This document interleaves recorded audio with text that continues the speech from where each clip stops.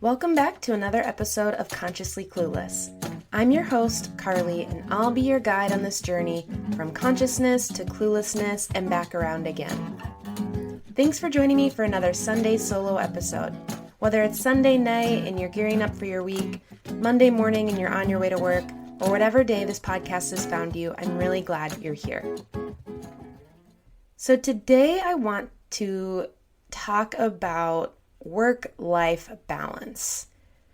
And if you're anything like me, when you heard me say the words work-life balance, you rolled your eyes because it seems like a silly concept to be talking about sometimes in our capitalist society that expects a certain product out of you as the worker, whatever job you're in this capitalist society. So I did a little digging because I've heard this idea of work-life balance come up a lot again lately, kind of in popular culture and in conversations with other people in my life.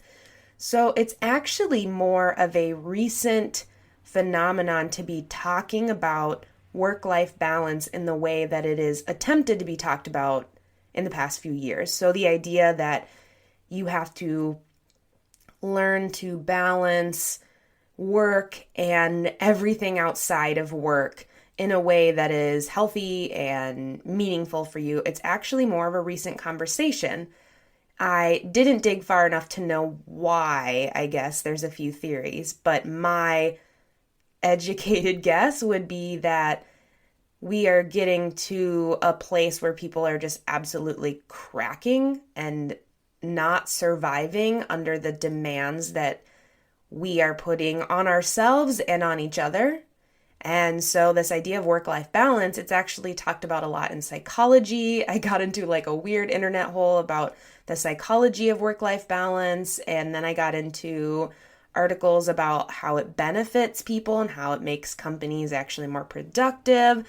There's a ton of different avenues to go, but I wanted to talk about kind of this mainstream idea. When we hear work-life balance, we think, okay, you work 9 to 5, Monday through Friday, let's say, and you work crazy, crazy hard. Maybe you work some extra hours, and then the quote-unquote balance piece of it is supposed to be that you have a day or two off, and that is when you're supposed to basically take care of yourself, do things that you want to do, maybe do things that you need to do, like clean your house or take your car to the shop or whatever it is. So it's like the balance piece, when we talk about it in a mainstream way, is supposed to be like, yeah, you have a day or two off a week to balance out the craziness of the other 5 or 6. That doesn't make sense to me. That I can't even wrap my head around that, because that's not balance. When we think of balance, if you think of like a scale, you think of the two things having to balance out, two sides, until they're equal.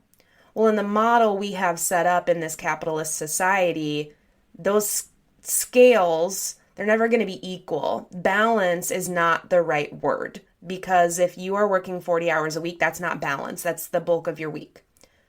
I think what I saw that I liked more when having this conversation is the words work-life integration.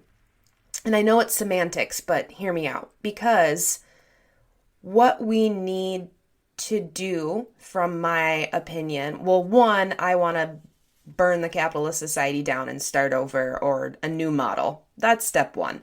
But in the meantime, as we're working towards the goal of completely redoing the systems and being less cogs in the wheel, is to integrate balance into the day. Integrate work and life every single day.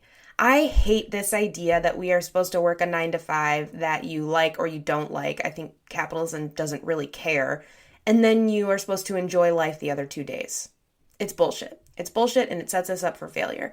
So I like this idea of talking about it from an integration standpoint. So your Monday, let's say we all work on Mondays. Your Monday is not just a work day. That is not how we should look at it. It should be that balance is integrated throughout your day. And I know that some of you are like, yeah, I wish. And that's the problem, right? Is that the expectations have made us defensive because we're like, how are we even supposed to do that? I'm barely surviving here. But that's why. That's why we're barely surviving as a society with this model of work. And if we talk about integration, I've talked about in the past on episodes about whether it's meditation or self-love or, working on ourselves. That is like a daily practice, not just a check off on the weekend. So whether it's getting up in the morning and doing something for you, whether it's working out or reading your favorite book or taking 5 minutes to like really enjoy your coffee or tea. Maybe it's taking a 5-minute break throughout your day. And I know this is coming from a place of privilege. I currently work for an organization that I can take a break during the day, and I'm very thankful for that. Many people work in jobs where that's an absolute joke. Again, another part of the problem, because this idea of balance is not going to come when we have people struggling to get through an 8, 9, 10-hour day with a shred of sanity because there is no integration of their own life and their own needs. It just doesn't work. It's showing us it doesn't work in so many ways, whether it's the rise in mental health issues. I mean, I think the last year with everyone working at home, or a lot of people working at home, many people did not work from home and kept our society going. Shout out to essential workers. But for those of us who transitioned to working from home for the first time in life, it was this whole new conversation about work-life balance because you were at home working. And that was weird. And that actually is one of the things that prompted me to think about this differently, because me working from home has made me integrate things that I want to keep going forward, whether I'm in an office or not.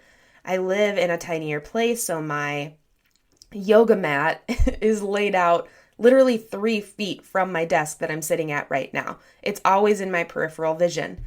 Because of that, I have been much more likely in the last year to take even 3 minutes in between meetings or whatever it is to get on my mat and do a few stretches. And it feels so yummy and so good to do, especially in the middle of the day, especially if you've been on Zoom all day, whatever it is.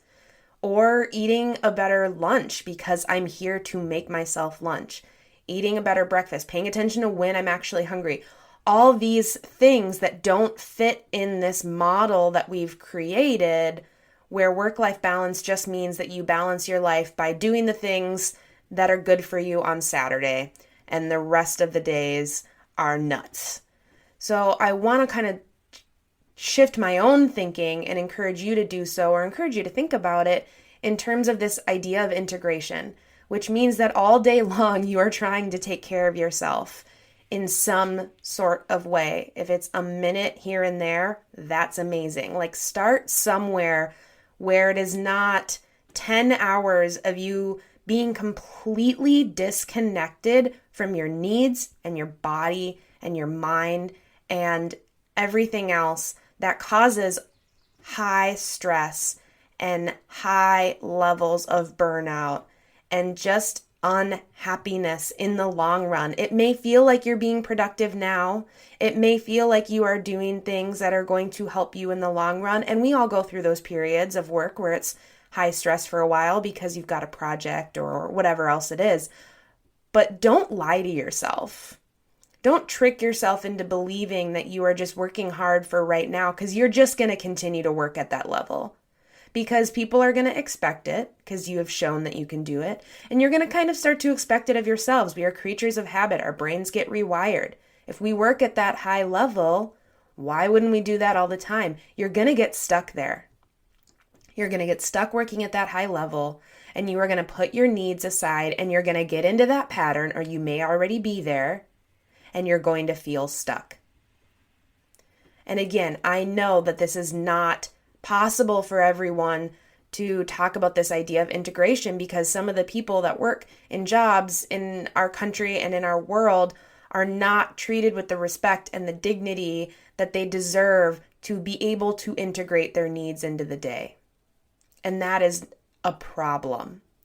So if you are fortunate enough to be able to do that, kind of assess where you're at. Oftentimes we put these expectations on ourselves.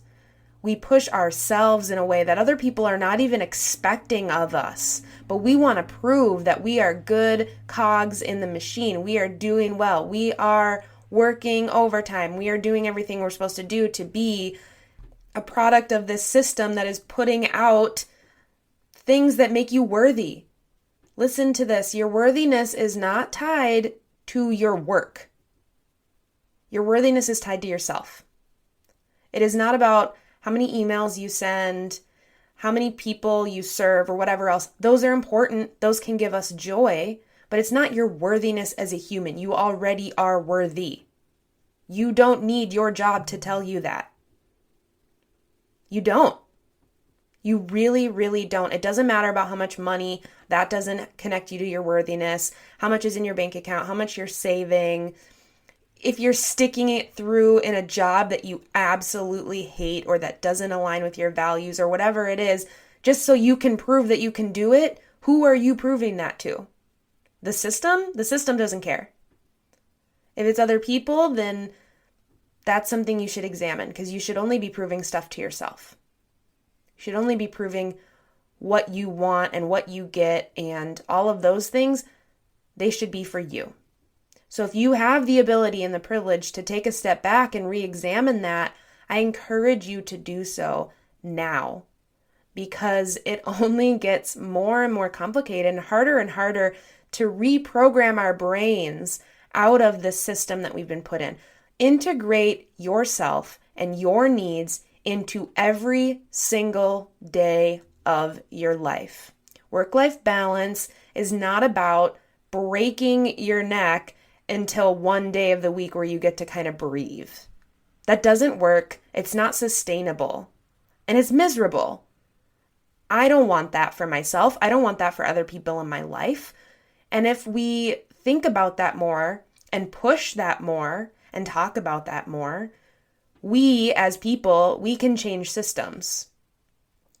That's how they change.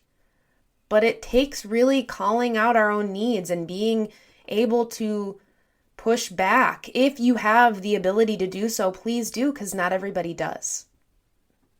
So I want you to think a little bit about how maybe starting tomorrow, you can integrate your needs, even just a little bit, into your day more than you have been or than you've been encouraged to do, because you absolutely deserve it. And I want to hear from you about this. I'm really intrigued about this idea, given everything going on in the world in the last couple years. What does that look like to you?